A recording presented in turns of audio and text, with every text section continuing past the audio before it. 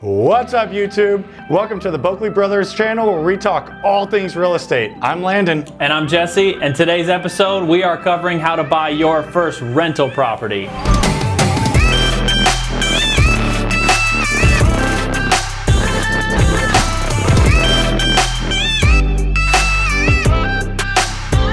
On today's episode, we are going to teach you how to buy your first rental property using what's called the Burr Method. Now, the Burr Method stands for buy, Renovate, rent, refinance, and then repeat the process over and over and over again, building generational wealth.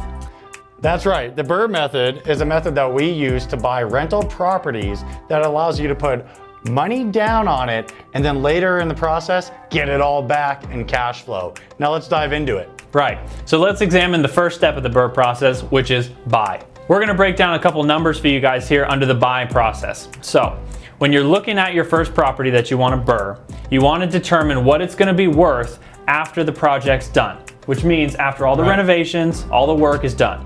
Right, and that's what we call ARV, or after repair value. Now, after repair value is the market value. This is what an appraiser is gonna market the property as, or value the property Right, as. and then just keep in mind that's once it's fixed up. So that's its highest and best price. Fully remodeled. Right. So when we break down the buying of one of these properties, we want to look at that number, that all the way fixed up top of the mountain number, and say a safe area to buy that home is 65% of that number. So, So let's use easy numbers. Exactly. So using an easy number as $100,000 full renovated market value, this is what the home's worth after repairs, $100,000, you're gonna wanna buy the property anywhere between $60,000 and $65,000. Right. So once you've set yourself up with the correct purchase price around that range, you're gonna wanna go ahead and renovate the property. Exactly.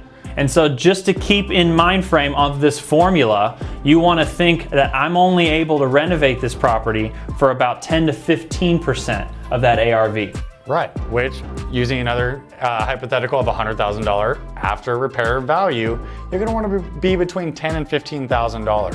Now this is where your general contractor comes into play. We've made a lot of mistakes buying properties with general contractors. It's been bad. Yeah. So, refer to the link below and check out the general contractor video that we did. Yeah, that one's a little bit personal where we tell you guys about how we made huge mistakes with the contractor. But back to the Burr. So now you've found the property to buy and you're buying it for 60% of that ARV. So let's say 60,000. Right. And you're rehabbing it with 10 to 15% of that ARV. So that's 10 to 15,000. Right. So let's use 15,000. So we're all in for 75,000 at this point. Right. Then what you're going to want to do is you're going to want to put a renter in place.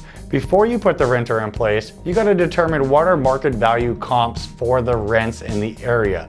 What can you put a tenant in for a year or more and rent for? Right. So all you do is look around your area, maybe half mile, mile, up to 2 miles, and see what other similar homes are renting for. Right. But you want to make sure on the rent, because it does make a big difference, that you're comparing your home to those that are also renovated and clean and beautiful like yours. Totally.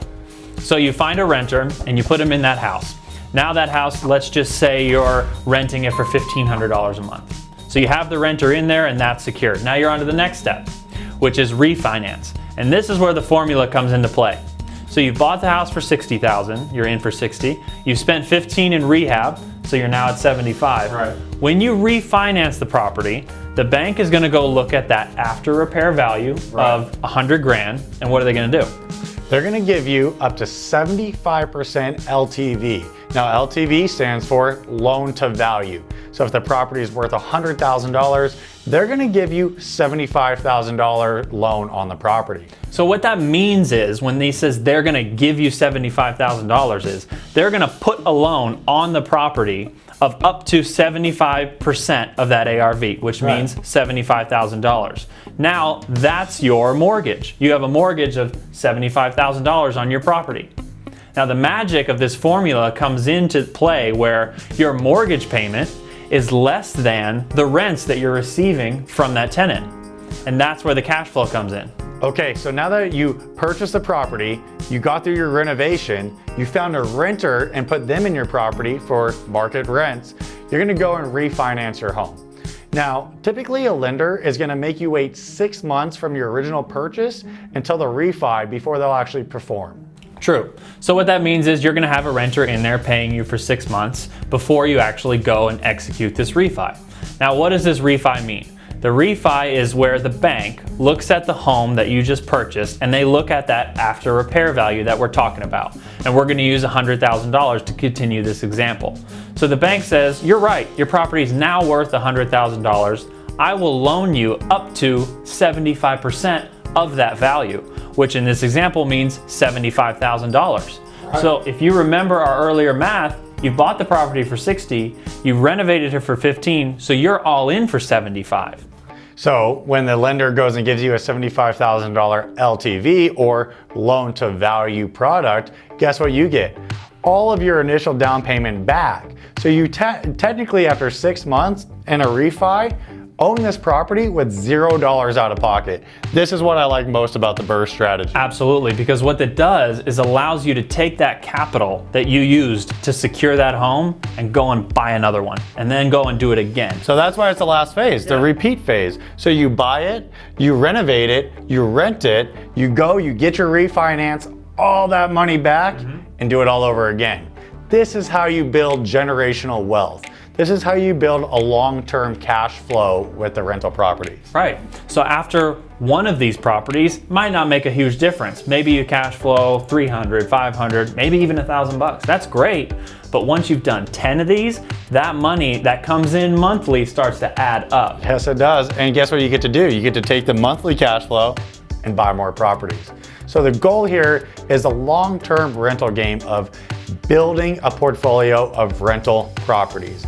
We love flipping homes, we really do. But flipping homes is immediate cash. That's an immediate incentive. True. Buying rentals, that's a long-term strategy. Right. You guys have now learned about the entire Burr process and each stage that goes into it. If you have any questions or need explanation, comment below and we'll do our best to explain. That's right. Thanks for tuning in. Make sure you hit that subscribe button to our channel and stay tuned for more real estate content. And see you on the flip side.